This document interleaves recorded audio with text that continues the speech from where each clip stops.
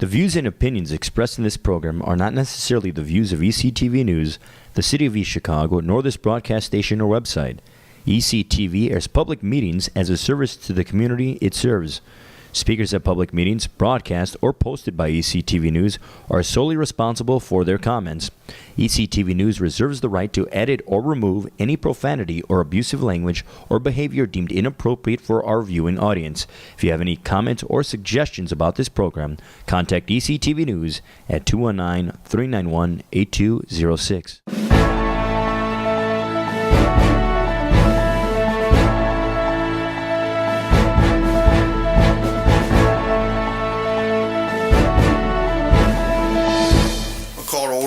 Scheduled council meeting for Monday, November 14th, 2016. Please stand for the Pledge of Allegiance. I pledge allegiance to the flag of the United States of America and to the republic for which it stands, one nation, under God, indivisible, with liberty and justice for all.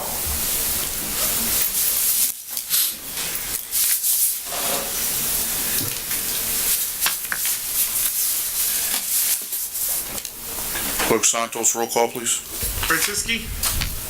Present. Walker. Present. Vasquez. Garcia. Present. Orange. Present. London.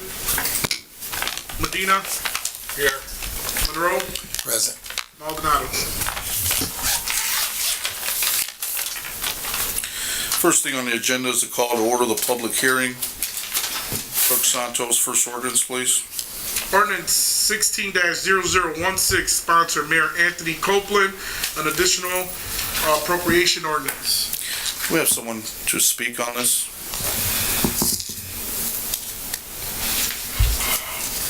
Good evening. Name and rank, please. Yeah. I'm Kim Anderson. I'm the Deputy City Controller. I'm here to speak tonight on the additional appropriation ordinance that you're hearing for the public hearing. This ordinance represents the second part of our self-insurance corrective action plan.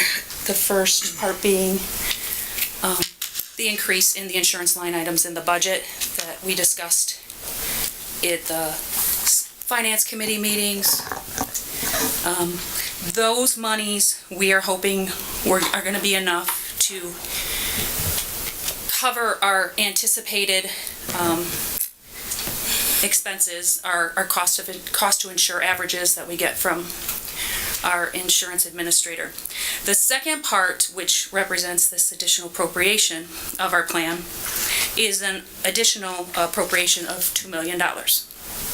This portion we are hoping will shore up our deficit balance, which we've been carrying for several years and have been continuously written up by the State Board of Accounts, who tells us that we are not allowed to have accounts in a deficit cash position.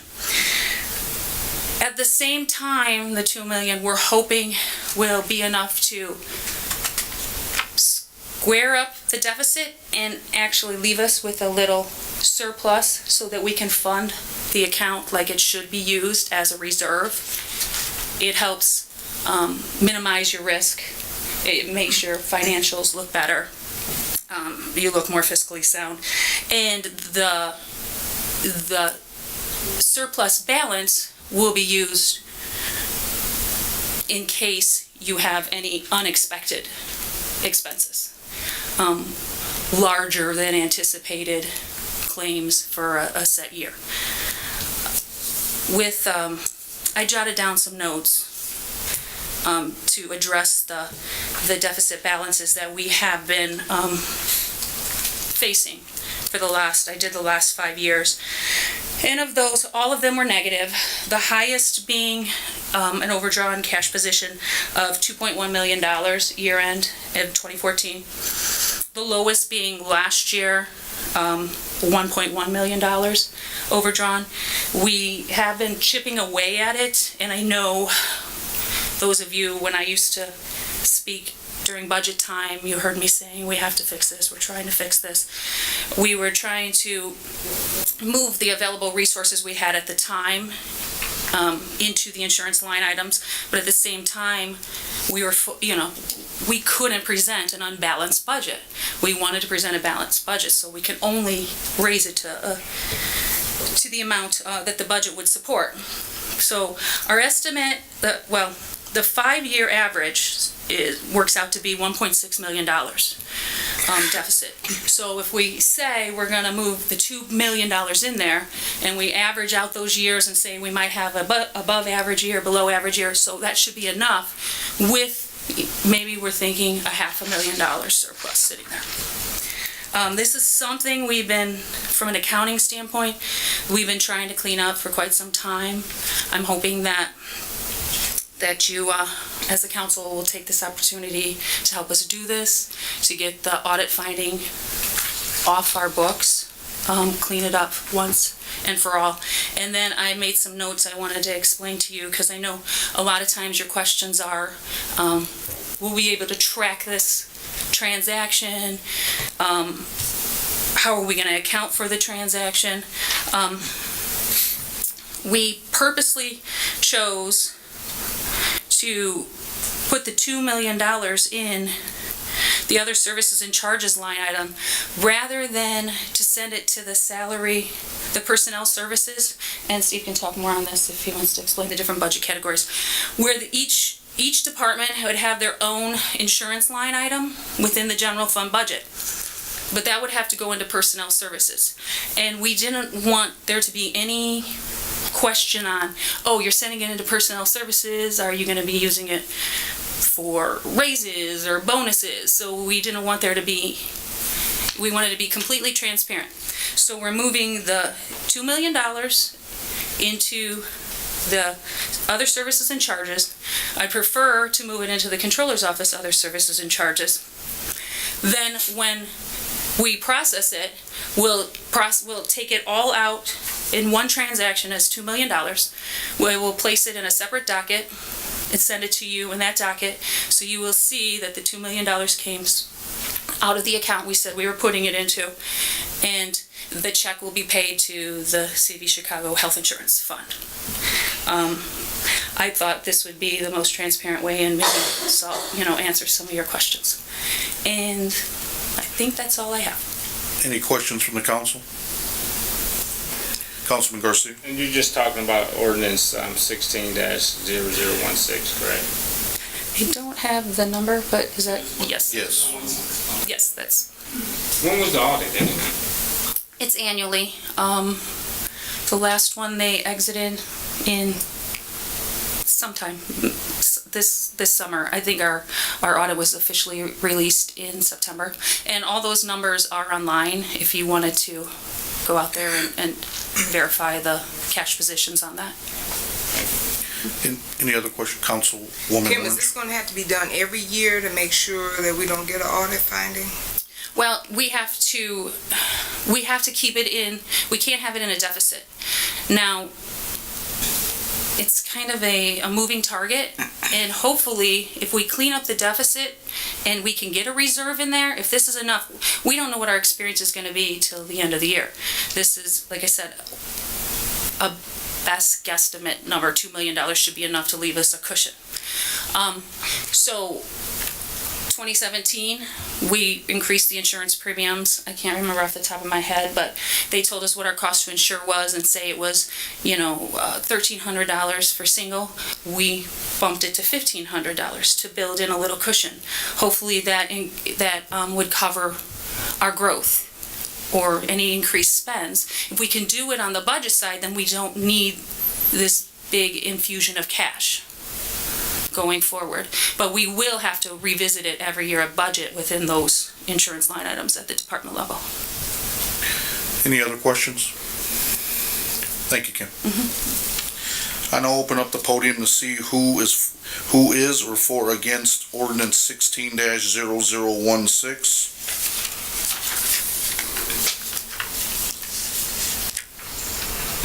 I'm now closing the public hearing portion of the meeting. We are now going to start our regular scheduled meeting.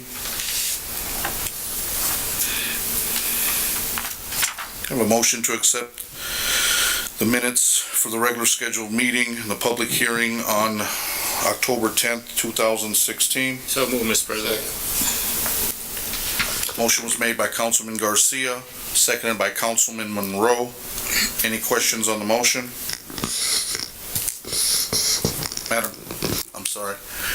Mr. Clerk, roll call, please. Franciski, Yes.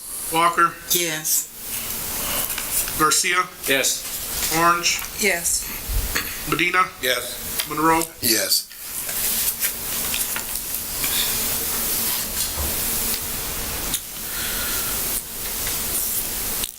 Now need a motion to accept the minutes for the regular meeting on Monday, October 24th, 2016. So moved.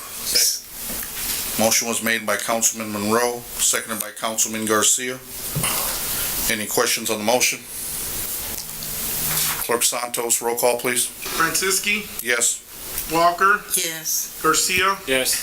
Orange, Yes. Medina, Yes. Monroe. Yes. Now, need a motion to accept the minutes for the special meeting on Thursday, October 27th, 2016. So move, Mr. President.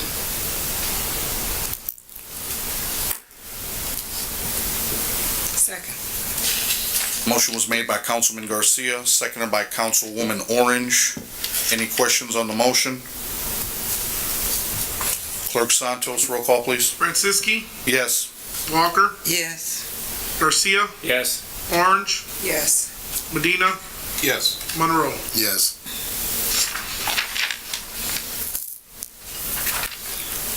Do we have any communications from the mayor? No, Mr. President. Any communications from department heads? Yes. Accounts payable warrant, 111416 BD. So moved. Second. Motion was made by Councilwoman Orange, seconded by Councilwoman Walker, to accept accounts payable warrant 11141 BD. Any questions on the motion? Clerk Santos, roll call, please. Franciski, Yes. Walker, Yes. Garcia, No. Orange, Yes. Medina, Yes. Monroe. Yes. Accounts payable warrant, 114116 CC. So moved. Second. Motion was made by Councilwoman Orange, seconded by Councilman Monroe, to accept accounts payable warrant 111416 CC. Any questions on the motion? Clerk Santos, roll call, please. Franciski, Yes. Walker, Yes. Garcia, No. Orange, Yes. Medina, Yes. Monroe. Yes. Accounts payable warrant, 114116 LA. So moved. Second. Motion was made by Councilwoman Orange, seconded by Councilwoman Walker, to accept accounts payable warrant 111416 LA. Any questions on the motion? Clerk Santos, roll call, please. Franciski, Yes. Walker, Yes. Garcia, No. Orange, Yes. Medina, Yes. Monroe. Yes. Accounts payable warrant, 112116 CC. So moved. Second.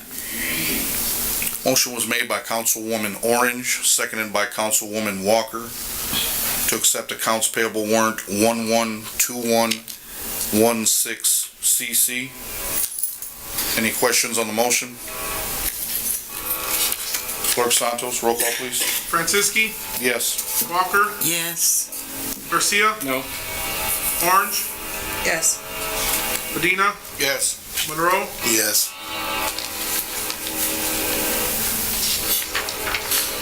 Payroll warrant bi-weekly, 102116. So moved. Second, Mr. President. Motion was made by Councilwoman Orange, seconded by Councilman Garcia, to accept payroll warrant bi-weekly 102116. Any questions on the motion? Clerk Santos, roll call, please. Franciski, Yes. Walker, Yes. Garcia, Yes. Orange, Yes. Medina, Yes. Monroe. Yes. Payroll warrant, monthly, 110116. So moved, Mr. President. Motion was made by Councilman Garcia, seconded by Councilwoman Orange, to accept payroll warrant monthly 110116. Have any questions on the motion? Clerk Santos, roll call, please. Franciski, Yes. Walker, Yes. Garcia, Yes. Orange, Yes. Medina, Yes. Monroe. Yes.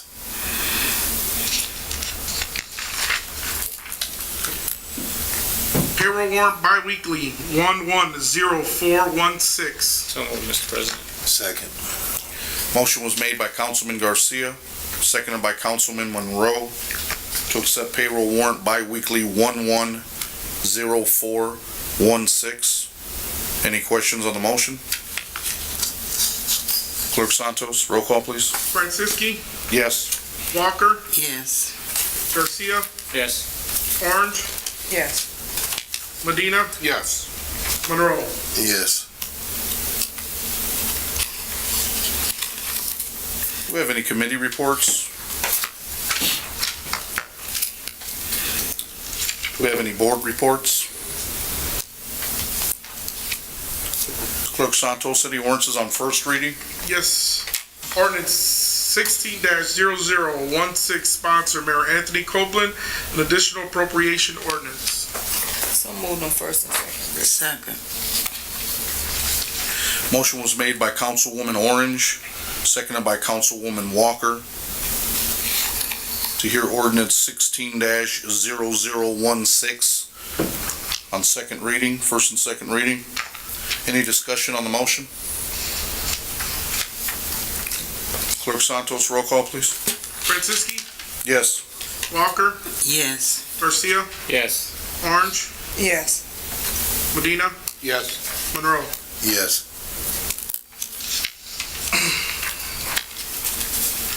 Ordinance 16-0017, sponsor Mayor Anthony Copeland, an ordinance authorizing the city of East Chicago, Indiana to make temporary loans to meet current running expenses for the use of the general fund of the issuer in anticipation of and not in exceed of current taxes levied in the year 2016 and collectible in 2017. Authorizing the issuance of temporary loans and tax anticipation warrants to evidence such loans and the sales of such warrants to the Indiana Bond Bank, and appropriating and pledging the taxes to be received in such funds to the punctual payment of such warrants, including the interest thereon. So moved on first reading, Mr. President. Second. Motion was made by Councilman Garcia, seconded by Councilman Monroe, to hear ordinance 16-0017 on first reading. Any discussion on the motion? Councilman Garcia? Yes, are we going to explain this chaos?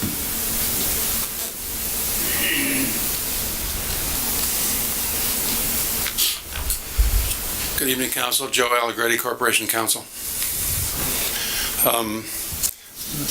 This is an annual exercise.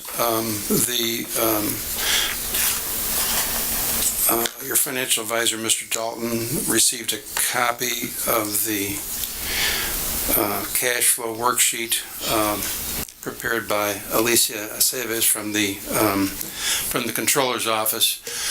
Of course, the purpose of the tax anticipation warrants is to borrow money to meet anticipated shortfall in between the tax draws of June and December.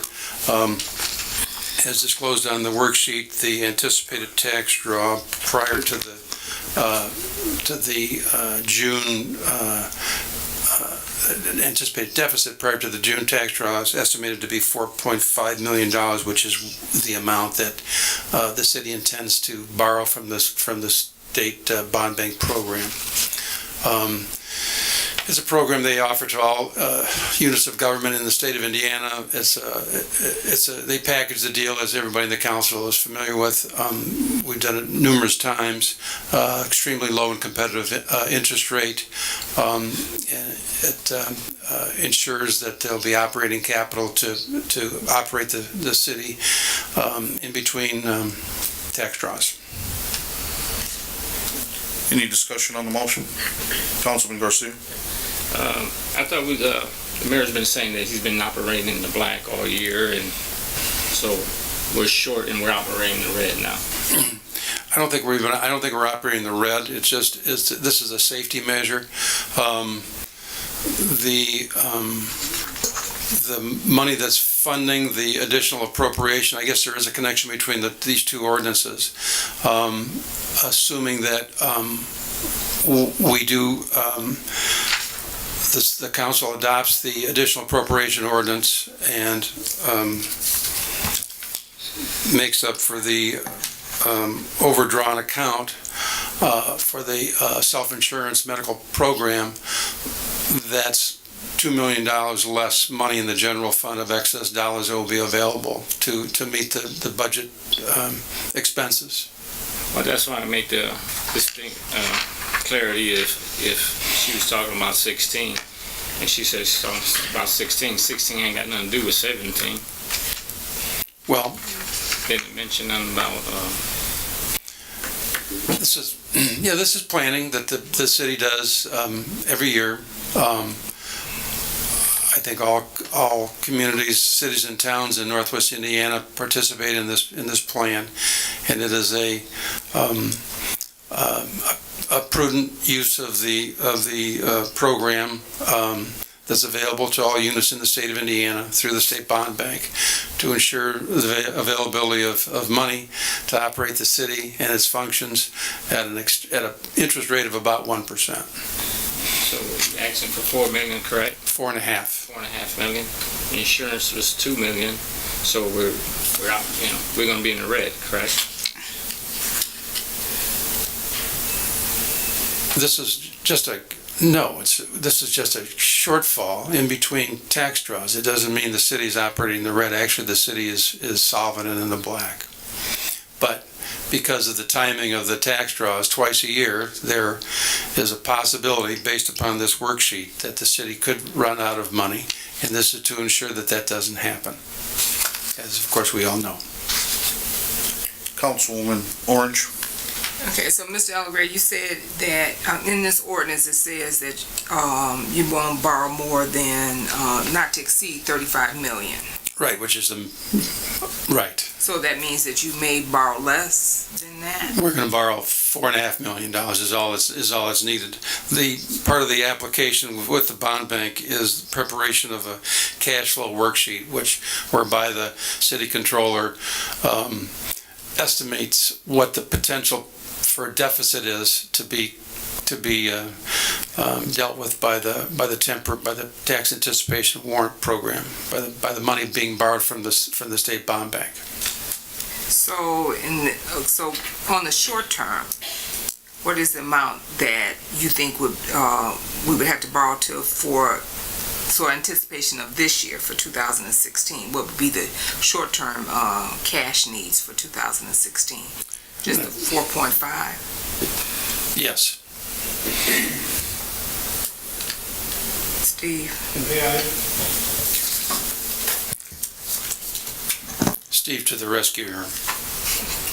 Let me attempt to answer. Steve Dalton, Council Financial Advisor. Excuse me. Let me attempt to answer both your questions. In order for the city to get from January 1st to June 30th, when we would see our tax draw, the city would need to have about $11.5 million in cash sitting in the general fund. We do not. We have we'll have roughly $6 million in cash. So the difference between those two numbers is made up in the short-term borrowing to get through the June tax draw. The city is balanced structurally, but they have dips in cash that sits in the general fund until which time as the tax draw comes and replenishes those funds. So the city's balanced at the end of the year with $6 million in cash, even after the $2 million has been moved into the insurance fund. But it doesn't, with $6 million in cash, we can't get all the way to the end of June. So we need to borrow $4.5 million to carry us through the end of June so that we can get the next tax draw. This will happen every year until you have $11 million sitting in that account. See, so the money that is paid in November for taxes, we don't get that to June. You'll get that in December. That's already been factored into the cash flow analysis. There will be a repayment of last year's tax anticipation warrant in December. There will be bills that will be paid. So the $6 million balance in the general fund is after having received our tax draw in December and after having paid all of our December bills, our 2016 bills. The one we pay in May is the one that we get in June, and that's correct. The time. You pay in May, and then in June it's distributed by the county. So we're always just a little bit behind having enough, like a business, a little bit behind having enough cash to getting to the next tax draw. Councilman Medina? Sir, have you looked at this ordinance? I have read the ordinance. Okay. Basically, we're giving the city an open line of credit. They don't have to come back to this council. They can borrow up to $35 million. Is that correct? It is true that the ordinance is written with a not to exceed of more than $35 million, which is the entire tax levy of the city, or the general fund. It also reads that the interest rate not to exceed 6.5%. That is true, and the interest rate, obviously, as Mr. Allegretti has stated, will probably be in the 1% category. So the templated ordinance sitting in front of you stipulates two numbers that will never occur. You can deal with whether or not that's uncomfortable to you, but those two numbers will never occur. But yeah, those two issues are very uncomfortable with me. I understand that the city needs to borrow money in advance to keep operations going, but to give them an open line of credit at 6.5% really bothers me. It's not my job to argue for this ordinance, but I can tell you that the bond bank will not loan the city $35 million. It would not be a possibility that they would do so. It's just a number that's been plugged as the not to exceed number, and it would not necessarily need to be that high. Okay. Are there any other fees involved here? Is there anyone else that's handling this loan, making any profit off of this? I will let Mr. Allegretti speak to which consultants are working on this loan. I do not know. We are not. Thank you.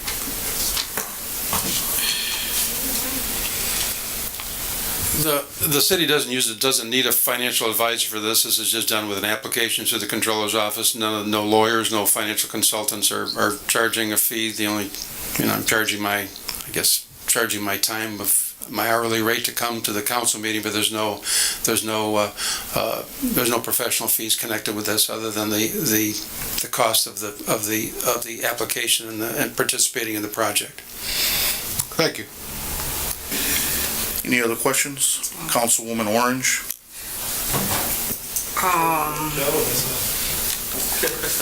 He knows more than The one I figured that could answer the question. Yeah. Councilman Medina brought up a kind of a good point.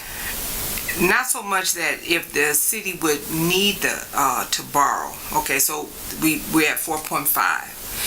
And then say that they needed to borrow another 10 because the anticipation of the taxes didn't mount up to that.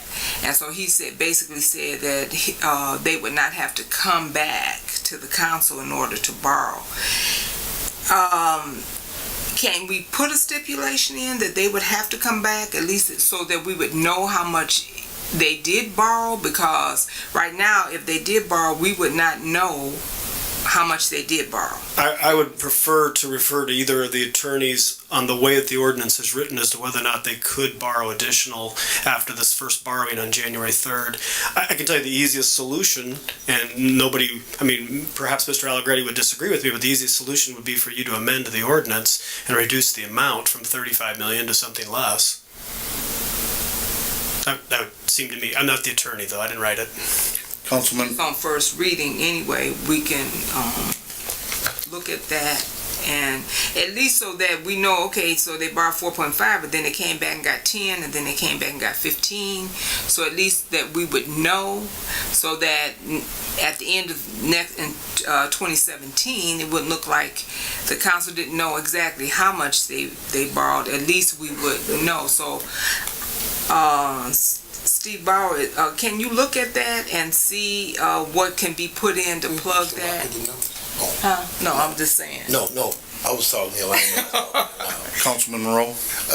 Understanding, when you say won't go over 35 mil, and then it's under 1%, I think Mr. Allegretti said, how do you guys know that? Why would you put that number in there if you know it's not going to be there? I think you're that not going to get to that point. I think the tradition with the attorneys that write up these ordinances has been that they put into these ordinances the full amount of the levy. And then they know that they're going to have to go through some calculations, these cash flow statements, and the bond bank is going to loan no more than the greatest deficit and another calculation that's held up against that, which is 50% of 80% of the levy. It's a spreadsheet, and you can't borrow the entire levy, but the attorneys for years have put into the ordinance the full amount of the levy because the calculations aren't always completed at the time that the council reviews the ordinance. It's been a tradition. Okay, traditional. You could also amend any tradition you want to amend. Councilman Garcia. Yes, I think they need to rewrite this ordinance and come back to this council.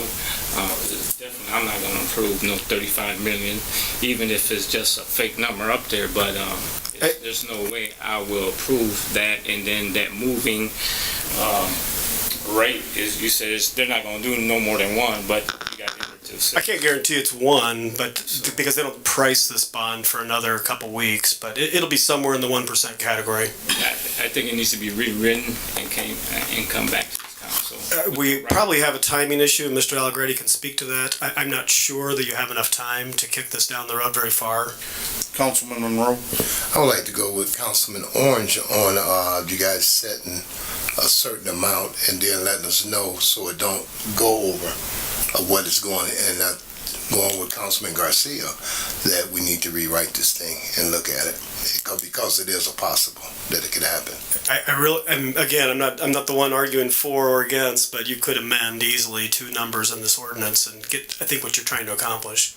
Yeah, Councilwoman Orange. that instead of sending it back to the drawing board, just amend what the council wants to achieve rather than to rewrite it. And since we do have the essence of time, if Mr. Bauer can look at those 2 points and the council can decide the numbers they want on there, and then that way you won't rewrite it and send it back and everything like that, because no matter if you rewrite it, it's going to be the same. The numbers are just going to be different, and I think as a council we can do that, just changing those numbers. Councilman Garcia. I think it's just unfair for us to be asking all these questions to Steve here, because he's our financial representative, and somebody from the city should be here answering these questions. Well, I think Joe is. If you want to ask him the same questions, I was just trying to answer. Joe is the financial guru for the city, but somebody from the controller's office or the finance guy from the city should be representing the city and here and answering our questions as far as what we need, not you, Steve. You're our consultant. True. I appreciate that. Councilwoman Orange. Well, I'm glad he is here to answer them, because at least, we're going to get the answers for the council and not maybe for administration. So that's the reason why we hired him. And even though he's answering most of the questions, at least we got a full knowledge of what is going on, because I'll just leave it at that. Any other questions? I'm going to defend this. You can certainly, the last person in the world be telling the council what to do is me. I wouldn't do that. But you can certainly change the cap or to put a not to exceed amount to make it consistent with my representation of the $4.5 million. The problem is and it's not a problem. Life goes on, but there is a time sensitive. So if I guess my recommendation is that you pass it on first and second reading, and we get ready to prepare an amendment consistent with what your wishes on putting a cap or having the ordinance reflect the actual amount intended to be borrowed under the program, so that there are no potential for surprises. And once that's installed, we can achieve final passage. And if it's not in there, it won't be passed. And we still have the opportunity to participate in the program and borrow the money as needed by the city. That's my recommendation. Councilman Garcia? Yes, I don't think time's an issue, because, the president can always make a special meeting, like they made one last year on New Year's Eve, just to pass things. So I don't think time is an essence, and let's do it right the first time. Well, I'm concerned about your time and the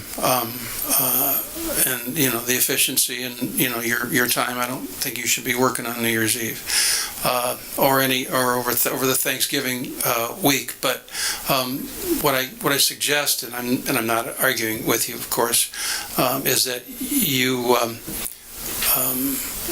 pass it today on first and second reading, and we get the appropriate amendment for you to be comfortable with the language in the ordinance, that it reflects what you intended to have with the protections that you want in there, and then we're able to proceed.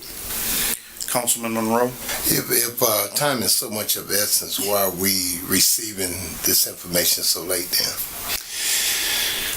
I can't answer that. The correspondence that was in the council packet came from the bond counsel in Indianapolis, who's bond counsel for the state bond bank. It's kind of the nature of although I'm not saying the city couldn't have been more diligent, but it's kind of the nature of this exercise, that it kind of happens at this time of the year, and the position of the bond bank is, if you want to participate in the program, you get your ducks in a row, and if you don't, you're going to be too late. Councilman Monroe? Could we have been more diligent? I can't say that that's not the case. I don't know, because this didn't come out of my office, but it's possible. Clerk Santos, I believe we do have the motion to hear it on first reading, correct? Yes, Mr. President. Any other discussion? Clerk Santos, roll call to hear ordinance 16-0017 on first reading. Franciski? Yes. Walker? Yes. Garcia? No. Orange? Yes. Medina? No. Monroe? No.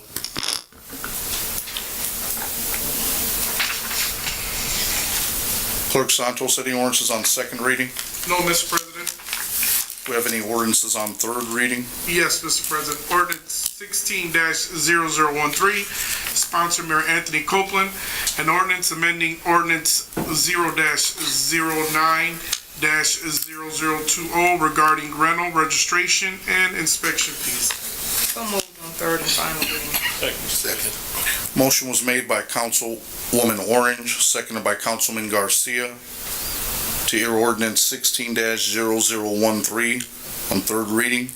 Any discussion on the motion?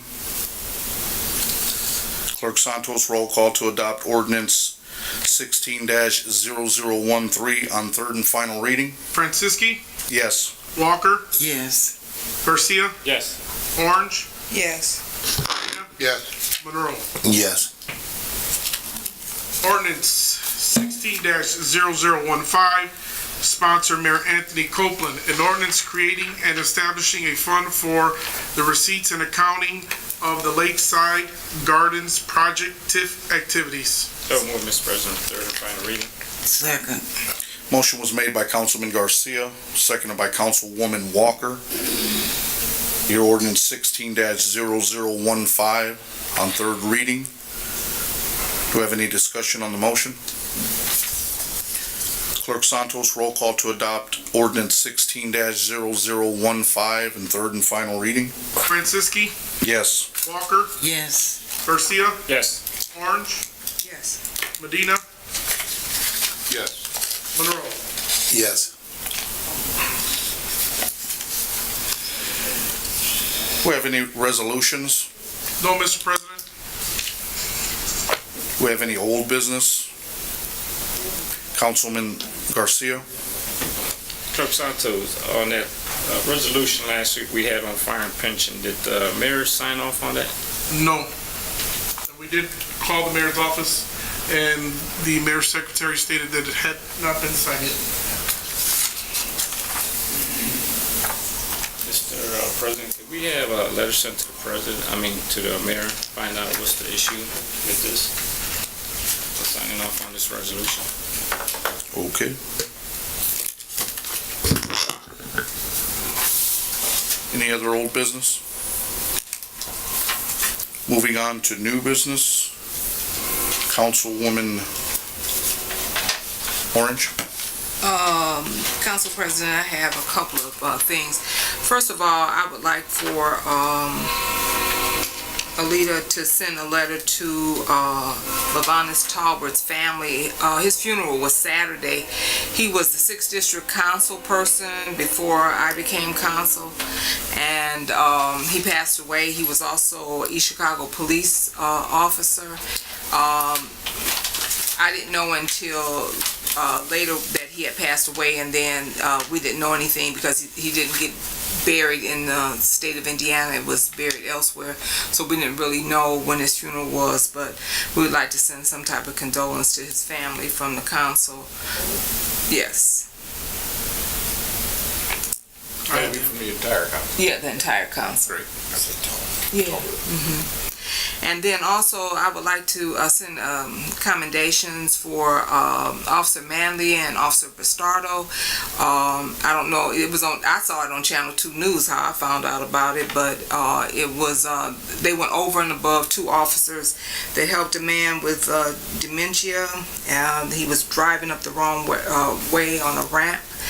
They stopped traffic to get him off of the ramp and to reunite him with his family who was out of town. They don't even know how he got this far, and they went over and above to make sure the man was safe until his family could get there. So I would just like to thank them, because you see so many negative things about police officers in the news, and this was that they did on their own time and make sure that this man got back to his family. So Councilman Medina? Can you add my name to that letter also for the police officers? Thank you. Any other new business? I have a few things for my colleagues. I just want to mention, if you didn't fill out your nepotism form, it's something you need to do as far as that, and the conflict of interest form as well. And if you want to let your constituents know that we still are accepting applications for some of the board positions. So if you want to let them know.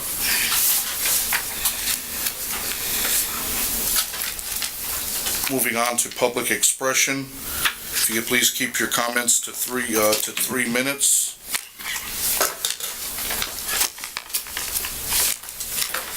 First one we have Miss Shirlene Lowe.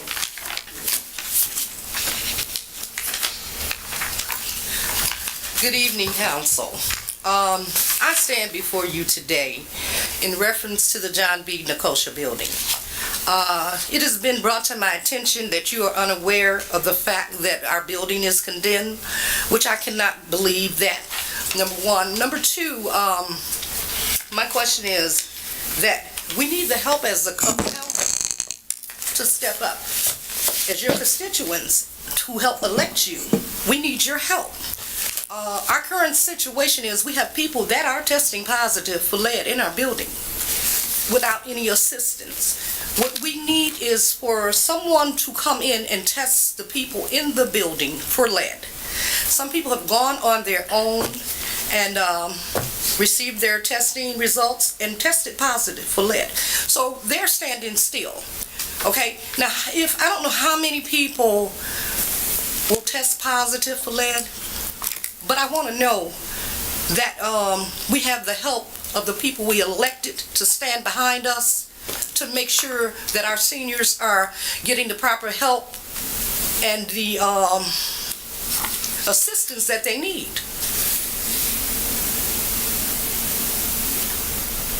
That's one question. The second question is, I can let you answer that, but the second question I want to say to Ms. Walker, congratulations. It would have been nice if you had introduced yourself to your constituents. We didn't even know you exist. We just found out about a month ago that you had taken Mr. Battle's place. We are in this community together. We're not trying to create any dissension, any problems, but we need help. And you know, we're being pushed on the back burner.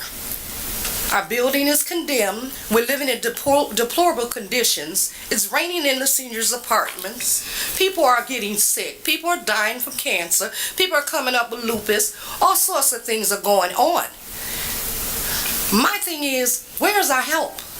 Who is helping us? Who cares about us? I know that we could do a lot of things. I can get TV cameras to come out here, protest City Hall, but I don't feel it's necessary to do. I feel that you, the people that we put in office, and our mayor, needs to stand before us and tell us that they care.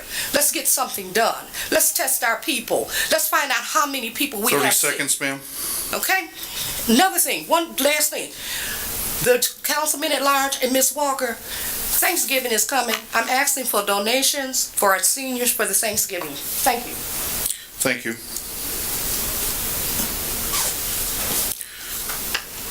Next, we have Juan Andrade.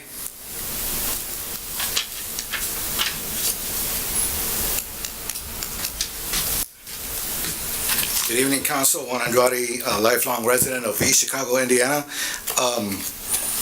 I've been attending many of the meetings that have to do with one of the Superfund sites, which is West Calumet.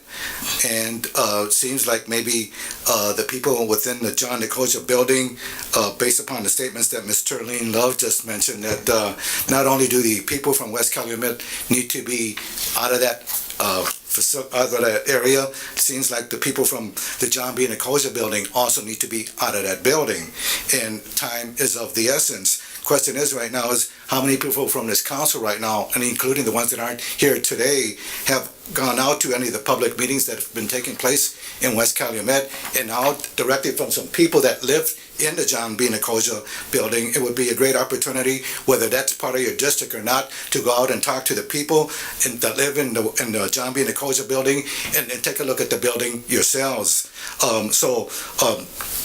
You are elected officials. There's an executive body, legislative body and the executive branch. And like I said, at some point, including the clerk here, you are all elected officials. There's something you can do as individuals. There's something you can do as a body, and including the mayor, the council, and the clerk, and everyone else that's elected in this office. At some point in the city, at some point, you are going to have to go before the people again. One last thing, and that is that I am one of several members on the advisory board for a alternative school called The Crossing. It is one of over 20-some schools that exist within the state of Indiana, and I actually have an agreement with the school city here in East Chicago.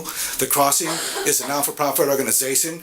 The Crossing, three main goals or main functions are to get the kids their high school diploma, to get them job training, and there's also a spiritual component. The thing about the Crossing that I really love, and once I heard what they were all about, and I wanted to be a part of the Crossing, was their student body.